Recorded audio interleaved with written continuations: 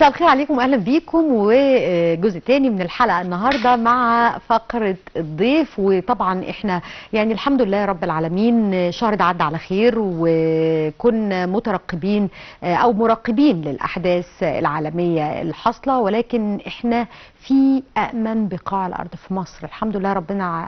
رب العالمين ربنا حمينا، ربنا حافظنا، ربنا ذاكرنا في كتابه الكريم، فكان دايما في ترقبات. ليه بقى؟ لأن مصر الحمد لله محمية من ربنا سبحانه وتعالى، محمية بشعبها، محمية برئيسها، محمية بجيشها، محمية بأهلها، في حماية طبيعية كده عندنا.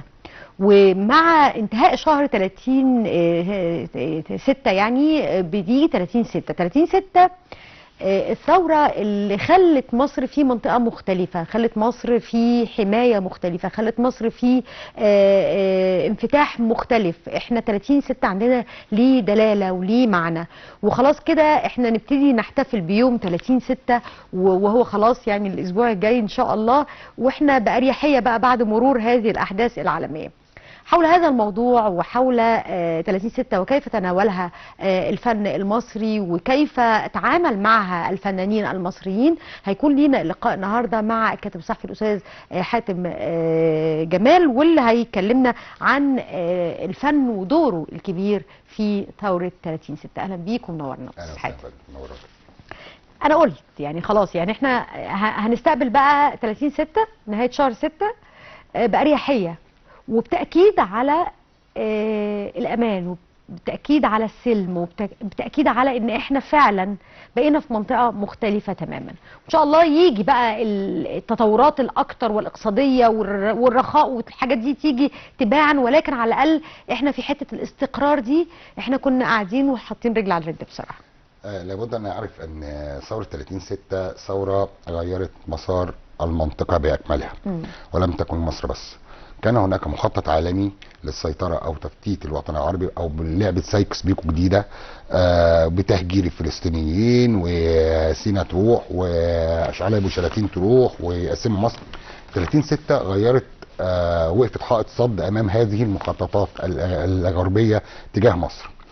30/6 استطاعت أن هي بسببها نقضي على الإرهاب.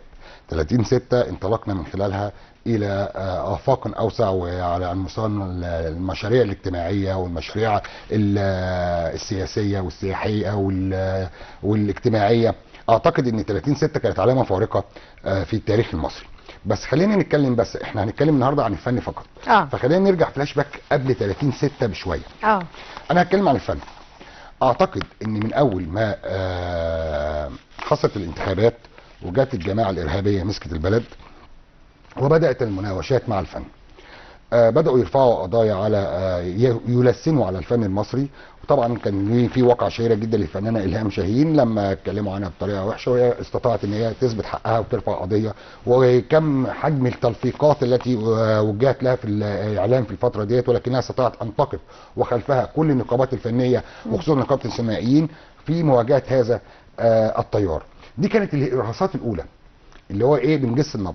بعد كده هوت جه لقوا الاوبرا فيها فن باليه، فراحوا مطلعين شائعات ان يا جماعه الباليه ده حرام ولازم وطلعت طبعا القنوات بتاعتهم كانت شغاله 24 ساعه. كان في مهاجمه واضحه جدا للفن. طبعا يعني رئيس الاوبرا ساعتها كانت الدكتوره ايناس عبد الدايم، لما حاولت تقف وتاخد موقف ويحاولوا يضغطوا على وزير الثقافه في الفتره ديت اللي هو كان يميل الى انتماءاتهم عشان يلغوا هذا الفن، اطاح بالدكتوره ايناس عبد الدايم وجابوا بدر الزقازيق.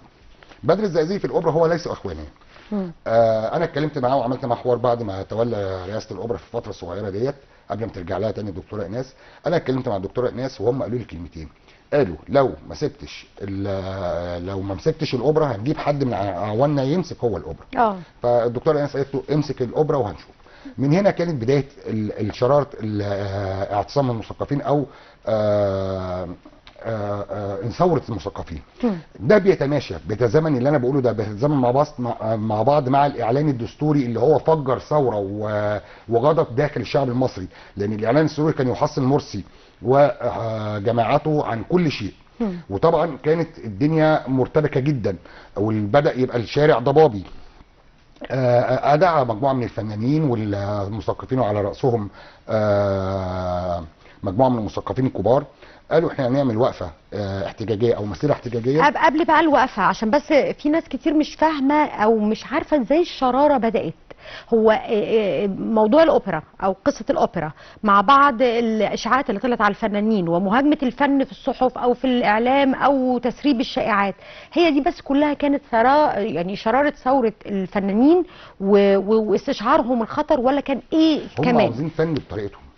يعني دايما الاخوان دائما يحاولوا يستغلوا الفن لاهداف خاصه بيهم هم من زمان. يعني تاريخ الاخوان من اول ما اتعملت 28 مع الفن تضليل وتدليس وكذب كبير جدا. يعني انا واحد من الناس ده، بس يعني حاولت اعمل بحث او معلومات عن الموضوع دوت عن الاخوان والفن. هم استخدموا الفن اسوأ استغلال، وفي مقولات سيئه جدا. حضرتك لو دخلت على النت او دخلت على حاجه هتلاقي مثلا انور وجدي كان جنب جاله المرشد حسن البنا، فبيقول له طبعا الفن اللي انا بعمله ده حرام ومش عارف. قال له لا انت ممكن تبقى كويس، وقعدوا ينسجوا شائعات كتيره جدا لدرجه ان هم بيقولوا لا احنا اللي خلينا ليلى مراد تسلم. يعني هم برضك عندهم اداه دعايه بتعمل حاجات غريبه، وللاسف الشديد هتلاقي في مواقع كتيره كاتبه الكلام ده. هو مش بس ده، لا بعد كده هو هتلاقي تناقلوا الخبر بدون الرجوع للمصدر الاصلي او صحه الخبر. وهم كان ليهم مسرح كمان. يعني هم الاخوان المسلمين عملت مسرح من سنه 28 لفوا بيه معظم مصر وفلسطين وحاجات. كانوا يمكن اشهر واحد كان بيكتب لهم عبد الله الساعتي اللي هو عبد الله البنا اخو حسن البنا. بس خلينا نرجع تاني للارهاصات. احنا مش هنتكلم في التاريخ الفني في الجماعه لان هو تاريخ كله مضلل. حتى يقول لك الفنانين كلهم مثلوا في المسرحيات ديت، وزكي طليمات اخرج مسرحيات، في حين ان زكي طليمات في الفتره اللي هم بيقولوا اخرج فيها مسرحيات كان في فرنسا بيدرس هناك. بس مش كل الناس عندها البحث زي ما انت عملت، ومش كل الناس بتاخد تناقلات البحث الصحيح وتعرضه. هم اسهل ليهم ان هم ياخدوا الشائعه ويعرضوها فتؤكد الشائعه بمرور الوقت.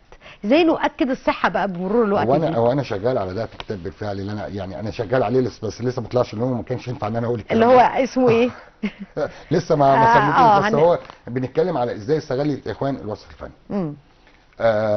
الفنانين استشعروا، لان الفنان عنده حس بقى بالظبط، وحس الخطر على الفن، لان الفن ده فعلا رساله حلوه. وكل شويه يطلعوا في التلفزيون يقولوا لا ده غلط، دي الفنانه دي مش عارف ايه، دي الفنانه دي ايه، دي الفنانه ايه. مستغلين المنابر بتاعتهم اللي هو كانت مجموعه من القنوات اللي فتحت على ايامهم، وبيهاجموا بقى اي حد وفي اي حاجه، وبيقولوا كلام يعني حتى الدين منع ان هو يتقال. فمن هنا بدات الاحتقان داخل الوسط الفني والثقافي بشكل كبير جدا، لدرجه ان الكاتبه الكبيره فتحية العسال دعت هي ومجموعه من المثقفين الى مسيره من الاوبرا الى وزاره الثقافه عشان خاطر ينددوا بيها بالحاجات اللي بتتعمل. المسيره دي حضرها كل نجوم مصر. كانت امتى يا استاذ حاتم؟ لا مش متذكر امتى بالظبط، التاريخ امتى كانت بعد 28. لا ده الكلام دوت قبل 30 يونيو، قبلها مثلا بخمس ست اشهر مثلا او حاجه زي كده. بعد كان عندها الجرأه بعد الاعلان الدستوري، يعني بعد ما حصل الاعلان الدستوري حصل الوقفه دي. وبالفعل خدنا بعضنا وطلعنا من الاوبرا، جمعنا عدد كبير جدا من الفنانين والصحفيين والمثقفين والصحفيين، وراحوا طلعوا على وزاره الثقافه. لما طلعوا على وزاره الثقافه حاولوا ان هم يقولوا مقترحاتهم او يعدلوا الدنيا، ما حدش سمع، وقفلوا الوزاره ومشيوا. حصل اعتصام.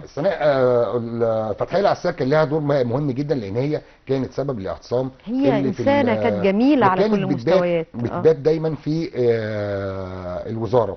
اللي انا عاوز اقوله بقى التحول التظاهره ديت او الاعتصام ده لكرنفال فني. ازاي؟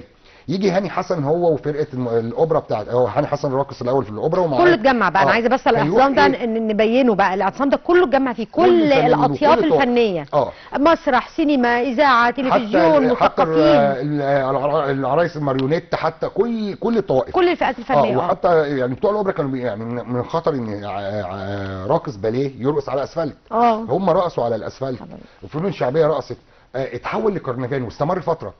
مع الاسف ما جابش نتيجه. فنقابه السينمائيين ونقابه المهن التمثيليه عملوا مسيره من قدام نقابه السينمائيين الى وزاره الثقافه، وكان يتزعمهم طبعا خالد صاوي اللي كان دايما بيقول يلا يا حبايبنا انضموا الينا، في دعوه ان هو يضم عدد كبير من الناس. ووقفوا قدام الوزاره ماسكين كارت احمر اللي هو بنطلب فيه محمد مرسي. وبعد كده المسيره دي اتمشت من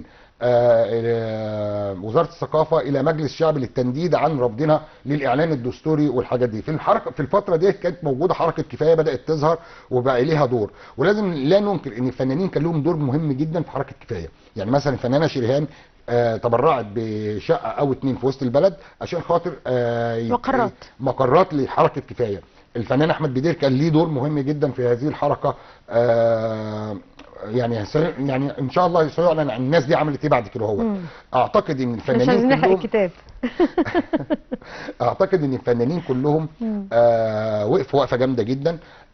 كان التنديد بس بالقرار الدستوري ولا كان في مطالب على كل اخرى؟ المستويات، على كل المستويات. مش بس كده، هو لا ده يعني لما هم يشيلوا رئيس الاوبرا ويحاولوا يضغطوا على الوزير ان هم يمرروا حاجات، لا كان على كل المستويات. استمرت قد ايه؟ لغايه 30 يونيو. وفي 30 يونيو كل الفنانين نزلت ميدان التحرير. خالد جلال مثلا المخرج المسرحي الكبير كان معاه مركز الابداع، فرقه مركز الابداع بكل الفنانين كانوا واقفين بالاعلام في 30 يونيو. كل الفنانين كان لهم مساهمات. الفنانين كان لهم دور تاني بقى يعني ده جزء. في جزء تاني نقلب على ايه؟ خط موازي. خط موازي مين اللي صور ثوره 30 يونيو وميادين مصر، واللي اتملت بحشود من كبيره من المصريين، يعني معظم المصريين نزلوا في 30 يونيو. ازاي اتصورت؟ اعتقد ان كان في يرجع الفضل طبعا للشؤون المعنويه، لكن في كان مخرج ومصور الاثنين دول ركبوا طيارات هليكوبتر هم اللي صوروا الحدث. اعتقد ان احدى الطيارات كان فيها خالد يوسف، الطياره الثانيه كان فيها المخرج محمد حمدي ومعاه مدير التصوير رمسيس. صوروا مصر في الميادين المختلفه، كانوا بيطلعوا يصوروا الميادين الاتحاديه بالظبط ميادين مصر كلها. ميدان التحرير اصل ما كانش اللي مصر والتحرير والاتحاديه، لا ده كان في طنطا وفي اسكندريه وفي كل ميادين مصر. صحيح. ده دور تاني للفن المصري اللي أرخ ما حدث في 30 يونيو. 30 يونيو بالنسبه لنا مهم جدا، لان هو قبل ما يبقى في 30 يونيو كان التلفزيون المصري انسحب من الانتاج، متوقف طبعا، كنت توقف قطاع الانتاج وصوت القاهره الصوتيات والمرئيات، ومدينه الانتاج ما كانوش بينتجوا بالشكل اللي كان موجود عليه فتره طويله، فانتاجهم وقف او توقف. فبقت دخل المنتج الفرد. المنتج الفردي لما دخل بالنسبه له اللي يهمه ايه؟ المكسب المادي، ما يهموش لا قيم ولا اخلاق ولا تقاليد. فانتشرت ظاهره افلام مسلسلات البلطجه، مسلسلات الهيروين، مسلسلات الحاره الشعبيه اللي لا تمت للحاره الشعبيه تماما. كل ده كان لابد ان يتوقف حتى بعد 30 يونيو. استمر فتره حتى تم انشاء كيان المتحده اللي بدات تعدل مسار الفن او المسلسلات او الدراما. يعني المناخ الدرامي ترك بلا ضابط ولا رابط بعد طبعا قطاع الانتاج، وبعد ان تنحى التلفزيون المصري عن الانتاج بعد الثوره، فما كانش فيه زي مظله بالظبط للمنتجين، فكله بقى في مرتع بقى في الموضوع بالزبط. حتى تولت المتحده تقييم المسار مره ثانيه. 30 يونيو بقى لما جت 30 يونيو بدا الاهتمام. هنلاقيه بالفنانين، هنلاقي ان عدلي منصور مثلا سياده الرئيس السابق عدلي منصور اعاد عيد الفن من جديد، وكرم سيده فاتن حمامه وكرم عدد كبير من الناس. لما تولى السيد الرئيس عبد الفتاح السيسي المسؤوليه، كرم عدد من الفنانين وكان متواجد في اكثر من حدث من الفنانين، كلها يعني اشارات.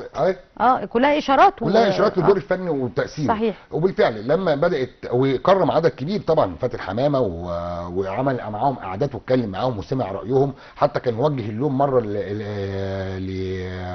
لاحمد السقا ويسرى بسبب احد الحاجات. فبدات تنشا المتحده اول ما انشات حاولت تقدم مجموعه من الاعمال المتميزه التي تعيد للشعب المصري الانضباط، زي كلبش مثلا. كلبش ده بيتكلم على الامن، ضابط شرطه، فحاولنا بالثلاث اجزاء بتوعه نضبط الشارع او نعيد الثقه من جديد بين. وكان من احلى المسلسلات اللي اتقدمت بالظبط. والناس تعاطفت معاها والناس حبتها والناس حبت القصه وما استنفرتش منها ابدا، بالعكس يعني كنا عاوزين اجزاء تانية من كلبش بالظبط. او الاختيار. لغايه ما جه الاختيار. هنا الناس كلها كانت بردك منقسمه نصين، في ناس مياله للاخوان ومياله للحكم دوت ورافضه ومش عارف ايه. بعد ما فضح فيلم الاختيار، مسلسل الاختيار، جماعه الارهاب وما كانت تحاك به المنطقه وما كانوا يقوموا به بالشعب المصري، اعتقد ان الناس كلها بدات تفهم المخطط، حجم المخطط قد ايه، والناس كلها استوعبت الجزء الاول والجزء الثاني والجزء الثالث كان ليهم تاثير مهم جدا. انا بعتبرها المسلسل الاختيار اول عمل تلفزيوني، اول مسلسل توثيقي، لان هو ما كانش بالعكس ما كانش بيقدم دراما بس، لا ده في اخر المسلسل او اخر كل حلقه بيقدم جزء من الواقع. والاختيار كان بعد كام سنه من الثوره؟ على ما اعتقد سنتين ثلاثه. والناس دايما بتقول يعني مش هنقدم عمل درامي الا ما تهضم الثورات بعد 10 سنين او 30 سنه. والله هذه المقوله برضك نرجع نقول فيها كلام، يعني ما نقدرش نقول ان هي لازم بعد 10 سنين عشان نكون هضمنا كل حاجه، لا هو الوضع كان ظاهر للجميع بالظبط. وما يحدث وما يحاك في المنطقه كلها كان باين، وباين في اللي بيحصل في ليبيا واللي بيحصل في السودان واللي بيحصل في فلسطين واللي بيحصل في سوريا واللي بيحصل في العراق، كل ده هو باين، لان احنا شاهدنا الاحداث يعني برؤى العين، يعني خلاص احنا شفناها، فما كناش شايفين ان الاختيار كان لازم يستنى، لا ده 3 سنين محاولات الاغتيالات والتفجير والمقدم محمد مبروك وما حدث في الشارع المصري احنا شفناه بعينينا، فكنا كأن احنا توثيق زي ما انت قلت، وكأن احنا بنعيد ده حصل، ده احنا شفناه، ده احنا كنا شاهدين عليه وكان بدون اي تحريف، هو واقع اتقدم بطريقه جميله جدا. ليه ما استمرناش في سلسله زي دي، وخصوصا ان زي ما احنا بنقول ان الشائعات تكرارها بيؤكد الشائعه، برضو الحقائق تكرارها بيؤكد الحقائق. خلينا نقول ان الاختيار انا ما اعتقد، انا مش صانع قرار ولا ناقد، انا مجرد ناقد بقول رايي ان الاختيار وقف لغايه نوت، لكن هناك اعمال اخرى كملت المسيره. القاهره كابول، اكتر من عمل اتعمل في الفتره اللي بعد الاختيار تظهر دور المخابرات المصريه. هجمه مرتده ده مهم جدا. دور المخابرات المصريه في كشف العناصر المندسه. زمان كان الجاسوس باين ان هو معروف ان ده جاسوس وده عدو، لكن للاسف بعد 25 يناير اندس ناس كتيره جدا، والافكار نفسها مش كل المصريين كانوا يعني افكارهم واحده. في مركز ابن خلدون مثلا اللي اتعمل في المسلسل ده كان في واحد دكتور ماسك المركز اللي هو بيشكك في كل المعلومات، بيشكك في حرب اكتوبر، بيشكك في السنه، بيشكك في الاحاديث. وتخيلي بقى ممكن يطلع من تحت ايد ده قد ايه ويلعبوا في الاجندات ازاي. فالمسلسلات دي اعتقد برضك ان هي يعني ان كان الاختيار قدم صححت المسار بشكل ما، يعني بصح، لكن في مسلسلات تانية عملت زوم ان على احداث ربما يكون المواطن العادي بعيد تماما عنها او مش واخد باله منها. طيب عملنا الكلبش وعملنا الاختيار، ودور الفن واضح، يعني احنا اعتصمنا، قدرنا ان احنا نقول راينا، تجمعنا، ادينا كارت احمر وحاولنا نعمل تواجد فني. الفن ازاي كان مساره بعد 30 يونيو؟ هل الفن صحح المسار ولا يعني مر بعثرات حتى يعني استعاد مساره مرة أخرى؟ لابد أن نتفق أن بعد أي ثورة بيبقى فيها فترة تخبط. التلفزيون المصري ما كانش بينتج، السينما نفسها ما كانش في حد بينتج الا او بيغامر بالسينما بشكل كبير جدا.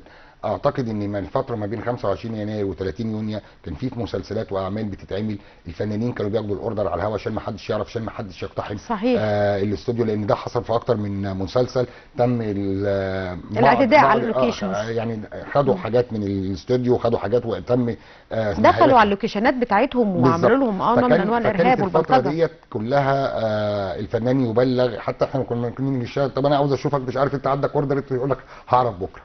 في اليوم نفسه بيبقى عشان خاطر ما يبقاش فيه مشكله، وده كان طبعا لا يوجد احساس بالامن او امان بشكل كبير قوي في الموضوع ده. هو لغايه لما جت 30 يونيو هنا بدا ضبط الامن. عندما تم ضبط الامن في الشارع المصري تقدر ان انت تعمل اللي انت عاوزه على المستوى الفني، ولا يوجد فن من غير امن. يعني ما فيش، مش هيبقى في بلد فيها قلاقل وتلاقي الفن بتاعها قوي. فبعد 30/6 استمر برضك المنتج الفرد هو الذي يقدم اعمال وفي انسحاب كامل للدوله، ان التلفزيون وقطاع الانتاج ومدينه الانتاج بطلوا ينتجوا، فدخل المنتج الفردي اللي هو ربما يكون ممول من اجنده، ربما يكون يهمه الربح، ربما يكون لاهداف اخرى، حتى تم ظهور المتحده الاعلاميه. وهنا رغم ان المتحده قطاع خاص، ولكن انا اشيد بالدور اللي قامت بيه، لان هي حلت محل مهم جدا وعملت امبريلا وفلترت حاجات كتيره جدا كانت بتحصل في الفن المصري. الفن المصري كان من خلاله بتدور بعض الاجندات، وكان مرأة على مرأة ومسمع من الجميع. لازم يكون طبعا تحت مظله معينه، لان انت ممكن تمرر اي شيء من خلال الفن، يعني بالزبط. عارف اللي هو السم في العسل، فكان لازم يبقى تحت مظله ما بحيث ان هو يصحح المسار مره تانية. احنا لو عملنا جراف بقى وعملنا رسم بياني وقلنا الانتاج الفني من بعد ثوره 30/6، يعني قمه الانتاج او تهاج الانتاج وهبوطه ثم تهاجه كان امتى؟ نرجع بقى ورا سيكا سنه. طب نرجع ايام الاخوان كنا ممكن نبقى عاملين، او المجلس العسكري من بعد 25 ل 30 كنا ممكن نبقى عاملين 74 مسلسل في رمضان بالظبط، 80 مسلسل بالظبط في رمضان بالظبط. بس ما هذه هي ما قيمه هذه المسلسلات؟ المحتوى ايه؟ المحتوى ايه؟ اي حاجه بتتقال في اي حاجه، مط وتطويل، اسلوب سيء، مفيش مسلسلات علامات، الا اذا كان مثلا هتلاقي مسلسل زي الداعيه، الجماعه 2، دول مسلسلات ليهم دور ومؤثر، لكن في مسلسلات تانية العدد في الليمون. طبعا قامت ثوره 30/6 الانتاج قل بنسبه كبيره جدا، وصلنا ل 20 مسلسل او 30 مسلسل. ده كان بقى بتخطيط محدد ولا لا؟ ده كان في الفتره ده الظروف الاقتصاديه اللي كانت حاصله. مش الظروف الاقتصاديه كمان، الحكومه استطاعت ان تضع يدها على اصحاب الاجندات او الناس اللي بتتمول من الخارج، فقفلنا هذه المنابع فما بقوش ينتجوا بكل بساطه. وده كان دور مهم. بعد كده بقينا وصلنا ل 20 30 مسلسل. الكيرف بدا بعد الثوره لغايه ما طلعت المتحده بردك 20 30 بدات تعلى تعلى تعلى لغايه لما وصلنا السنه اللي فاتت، او السنه اللي فاتت 50 عمل او اكتر احنا بنقدمه. فالمنحنى رجع تاني، لو هنرسم منحنى بياني فالمنحنى رجع تاني لمساره الصحيح. اعتقد ان الفن المصري فن قوي وصلب، وهو القوى الناعمه التي حركت المنطقه. اعتقد ان الحركه اللي عملوها الفنانين بالتزامن مع الحركه الشعبيه لرفض الاعلان الدستوري كان ليها دور مؤثر جدا. الفن المصري كان ليه دور مهم جدا في 30 يونيو، ربما يكشف عنه فيما بعد الاحداث، لكن انا شايف ان الفنانين كان لهم دور. كنا بنشوفهم في الميدان، كنا بنشوفهم بيتكلموا، كانوا بيقفوا ويتحدوا سيطره الاخوان في فترات كبيره جدا، وما رضيوش يعملوا اللي الاخوان كانوا دايما بيتكلموا فيه. يعني احنا كلنا كنا موجودين بنتفرج على التوك شو بتاع الاخوان قبل الثوره، كانوا بياخدوا في هذه وياخدوا في هذا، ويقول لك كام رجل اعترف. لا كان لا ضابط ولا رابط، وكان يعني اللي عايزين لا يعني ربنا لا يرجعها فتره، بس احنا بنتكلم. لا، والحاجه الثانيه كل ده لما بدات 30 يونيو بدات الجماعه المحظوره هنولع مصر، والفيديوهات موجوده في القاده بتاعهم كلهم، واللي حصل في المقطم قبل 30 يونيو من الاعتداءات ومش عارف، كل ديت احتقان ومؤشر ان الجماعه دي لو كانت كملت في مصر كانت مصر راحت في حته ثانيه خالص. كان زماننا دلوقتي منخرطين في هذه الحرب التي حصلت، كان زماننا دلوقتي سينا مش موجوده وتم تهجير الفلسطينيين فيها، يعني كان في امور كتيره جدا. فلازم الجمهور او الشعب المصري او المواطن العادي يفهم ما مدى المخطط الذي كان يحاك بمصر، والحمد لله 30/6 عملت ايه. لازم الجمهور يفهم ده، لازم المواطن العادي يبقى عارف كويس ده، لان لولا 30/6 ما كناش هنقعد القعده ديت ونتكلم في التلفزيون بالشكل ده. طيب في الخريطه بقى، الخريطه اللي هي خريطه الشغل والانتاج والفنانين ومن هم وراء الكاميرا اتغيرت طبعا بشكل كبير جدا بعد الفلتره اللي حصلت، فالرؤيه بقت مختلفه والصوره بقت مختلفه، بقى في ناس بتشتغل وناس ما بتشتغلش، في ناس كانت قويه جدا في الانتاج ومش تبع اجندات وتراجعت للخلف، وظهر ناس تانية. التوزيع ده هل هو من صالح العمليه الفنيه والانتاجيه، ولا في هناك من ظلم او هناك من صحح مساره زي ما بنقول؟ خلينا نتكلم بعيدا عن السياسه. يعني مش هتهم حد، انا كله بتكلم فن. يعني انا مش هتهم حد هذا اخواني ولا هذا مش اخواني، ولا احنا بنتكلم عن الفن المصري. لابد ان نعرف ان الفن المصري هو عرض وطلب من زمان جدا. صحيح. يعني المخرج صناعة. المتميز هتلاقي عليه، الفنان المتميز هتلاقي عليه اقبال، المخرج المتميز هتلاقي عليه اقبال، الفني المتميز هتلاقي عليه اقبال. فهي الموضوع عرض وطلب. الحاجه الثانيه، في فنانين كان يعني ابتعدوا فتره عن الساحه، ففجاه بعدوا تماما وطلعت اجيال تانية. انا كلمت حد، كنت بكلم حد من المتحده، قال لي المتحده مثلا كشركه انتاج مطلوب منها ان هي كان كل سنه بيتخرج من اكاديميه الفنون، من اكاديميات الفنون، مش بس سينما، مش من اكاديميه واحده، من الاكاديميات كلها بالظبط. ده غير بقى معاه الكليات، اداب، قسم مسرح، مش عارف. طب هل كل دول ممكن نشغلهم؟ طب هل طب لو شغلنا دول، طب اللي موجودين تبع النقابه هنعمل ايه؟ فالموضوع صعب. وعلى فكره قضيه التشغيل ديت مش قضيه نتاج 30 يونيو، لا، هي من قبل 30 يونيو. قضيه التشغيل ديت من زمان جدا، من اول ما دخلت صحافه من حاجه و20 سنه كان يقول لك الشلاليه المسيطره على الوسط، كنا بنسميها كده، وقال لك لا ده مش الشلاليه، ده مش عارف ايه يعني هتلاقي القضيه دي موجوده بتطرح. الدكتور اشرف زكي نقيب الممثلين حاول اكتر من مره يحل مشاكل التشغيل ويحاول يجد حلول. الا ان دلوقتي انا معترض مثلا على البروجرز اللي بيطلع يمثل، في حين ان في ناس من الاكاديميه موجودين او خريجين الاكاديميات ومثلوا قبل كده ومش لاقيين شغل، في حين ان البلوجرز اللي بيطلع يعمل له 5 دقايق على التيك توك ولا حاجه بيشتغل وبيطلع مذيع وبيطلع مش عارف ايه، وناس تانية كبار قاعدين. فده انا ارفض ده. ويمكن الدكتور اشرف زكي عمل غرامه 1,000,000 جنيه على المنتج اللي هيستعين مثل هؤلاء البلوجرز اللي ما عندهمش اي خبره، ما عندهمش اي حاجه، عشان يشغل الناس. فقضيه التشغيل ديت مش خاصه بس ب 30 يونيو او الاحداث اللي حصلت، القضيه دي موجوده من زمان، من زمان جدا. انا كل ما من اول ما بدات الصحافه دايما يقول لك ايه، الشلاليه، وانا مش بتاع سهرات، وانا مش عارف ايه. يعني في فنانين كتيره جدا كانوا بيقولوا كده واحنا مش في شله ومش عارف ايه، وفي ناس تانية بتعمل 5 6 اعمال في رمضان واحنا ما عندناش ولا عمل في رمضان. على ما اعتقد استاذه هبه حضرتك يعني محتكه بالوسط وعارفه ان اللي انا بقوله ده كان واقع وموجود. صحيح. ولغايه دلوقتي بالظبط. يعني مش هنقولها شلاليه زي الاول وزي ما كنا بنسمع الاول ونقرا الاول، ولكن اتحولت شويه الكيمياء. ممكن. وبعد ما اتحولت لكيمياء اتحولت لان في مجموعه عمل ناجحه قدمت حاجه، فاحنا ممكن نستعين بنفس المجموعه الناجحه لتقديم كذا عمل ناجح بعد كده.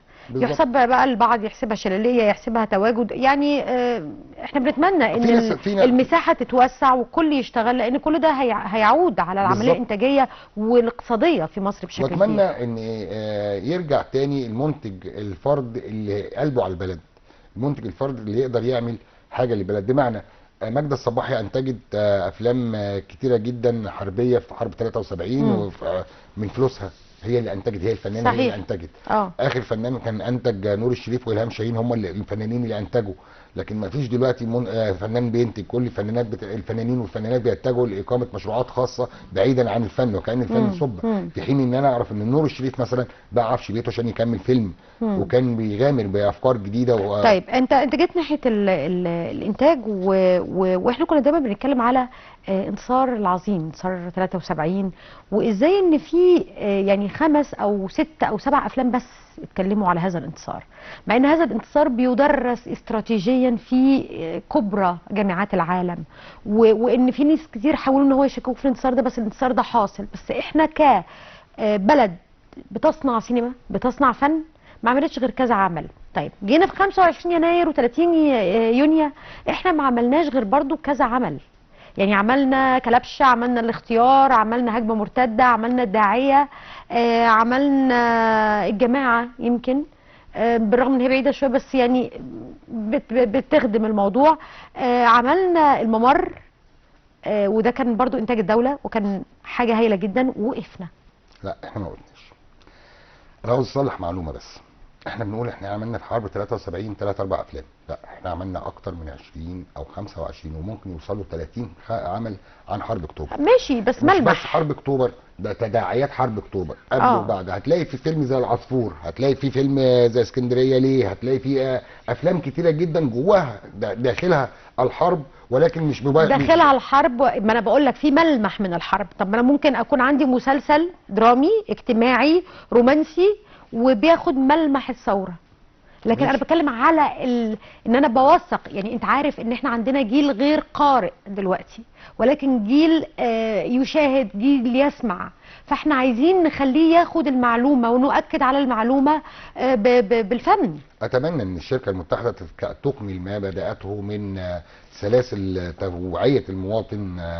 على فكره الاختيار وكلبش او الاختيار والقاهره كابل والهجمه والممر. المرتده وغيرهم ما كانوش اعمال لان احنا دايما بنقول ليه الاعمال الموجهه سطحيه. لا، هي كان فيها عمق وكان فيها فكر وكان فيها رساله يفهمها وهو الجميع. كان رأفت الهجان موجه. ده عمل درامي رائع جدا. وبص يعني مصر والعرب كلهم كانوا بيعشقوا المسلسل ده وحتى هذه اللحظه، ولم يكن عمل موجه. بالظبط. والممر مش موجه، لا انا بتكلم من ملفات. يعني استاذ صالح مرسي، يعني استاذ الجميع في المجال ده، خد الملفات هو ما خدش الملفات. ومقتطفات. لا، صالح مرسي لما خد رأفت الهجان اللي خده من المخابرات المصريه 3 ورقات فلوس كاش بالظبط، ما انا بقول لك مقتطفات. عمل منهم 3 كتب أجزاء. وبعد كده هو مسلسل 3 اجزاء. انا اللي بتكلم فيه ان هناك اشياء ممكن تكون يجب ان لا يفصح عنها دلوقتي. اتمنى ان هي لما يتعدي عليها الوقت المناسب ويبدا الافصاح عنها، اعتقد ان هي هتتعمل مسلسلات. اتمنى ان يكون في المنتج القوي، الفرد اللي يقدر يتحمل نفقات عمل وطني له رساله ولا يحمل بس المتحده العبء دوت. انا طبعا سعيد جدا ان قطاع الانتاج هيبدا يشتغل تاني ويرجع تاني بعد ما مسك الاستاذ احمد المسلماني التلفزيون، وقال ان هم هيبداوا باكوره الانتاج بتاعهم بطلعت حرب. ده طبعا عمل جيد وقصه كفاح رجل بنى الاقتصاد المصري، نموذج مشرف. اعتقد ان انا اتمنى ان الباكوره ديت تبدا تجر سلسله كبيره جدا. انا عاوز اكد على حاجه، ان مصر فيها مبدعين كتير جدا. مصر لم يمضي السيناريست، لم ينتهي السيناريست عندها او الكتاب. مصر مليانه كتاب، مصر مليانه مخرجين، مصر مليانه فنانين، مصر مليانه مؤلفين وجرافيكس وديكور ويمكن احنا شفنا في مسلسلات رمضان الجرافيك المستوى العالي اللي احنا وصلنا اليه. اعتقد ان حتى حرب 73 يوم ما هنفكر نعمل حاجه عن حرب 73 هتبقى جرافيك، لان المعدات نفسها ما بقتش موجوده. اعتقد ان انا ما امله ان الفتره اللي جايه نزيد جرعه الاعمال الوطنيه، سواء كان في السينما او كان في الدراما التلفزيونيه. واحنا شفنا عندما قدمت هذه الاعمال كيف كان تلقي الشعب المصري ليها، وكيف بكل فئاته بقى. احنا بنتكلم كمان حتى الاطفال والشباب اللي ما كانوش يعرفوا حاجه عنها. الناس كانت بتقعد في القهوه استجابوا جدا وحبوا الموضوع جدا وابتدوا يعملوا بحث، يعني بيقولوا سيرش كده ايه ده. احنا حرب بقى لها 50 سنه. يعني الحلقه اللي فات بيها اللي مات فيها القائد البطل المنسي، الناس كلها كانت بتعيط. الناس كلها وكأن الشعب المصري اتفق ان يرتدي وشاح السواد حزنا على هذا البطل.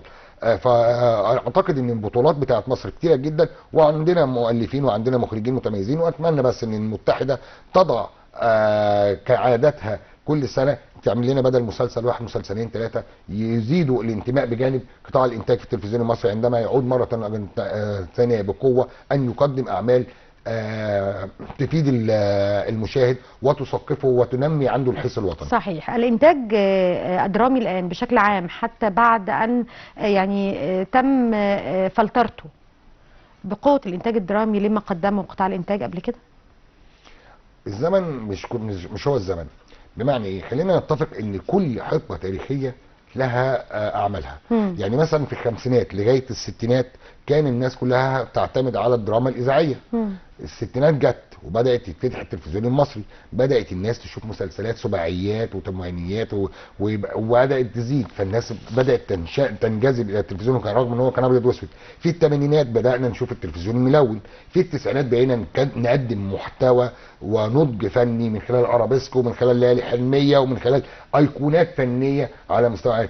مع الالفيه الناس بدات طبعا مع انتشار الفضائيات، مع انتشار الحاجات ديت، بدات الناس انتاجات كترت. فطول ما انتاج كتر بقى فيه غث في المستوى. الناس كلها بقت تتفرج على مسلسلات كلها قصور وفلل وحاجات جميله. احنا دلوقتي في فتره الجمهور المتلقي اللي هو الجيل بتاعنا اللي في الاربعينات هم اللي بيتفرجوا على التلفزيون. جيل الشباب الصغير كلهم يا اما المنصات يا اما الموبايل والتيك توك والحاجات ديت. فعلينا ان احنا نخاطب كل فئه بشغلها. ما فيش حاجه اسمها ايه، احنا بنقارن بين الفتره ديت وفتره التسعينات، هناك فرق شاسع حتى على مستوى المتلقي. طبعا على العموم احنا يعني كنا نتمنى ان احنا نتكلم اكتر من كده في المجال الدرامي، وبنحب ان احنا نتكلم فيه، وبنحب دايما يكون مجال الدراما هو المجال يعني اللي واخد كل القضايا الاجتماعيه وبيقدمها للمواطن بشكل لطيف جدا. الناقد الفني وكاتب صحفي حاتم جمال، شكرا ليك على وجودك النهارده، كل سنه وانت طيب. بالصحه والسلامه. شكرا لكم مشاهدينا، بكره ان شاء الله فريق عمل جديد من مساء الفن، تصبحوا على الف خير.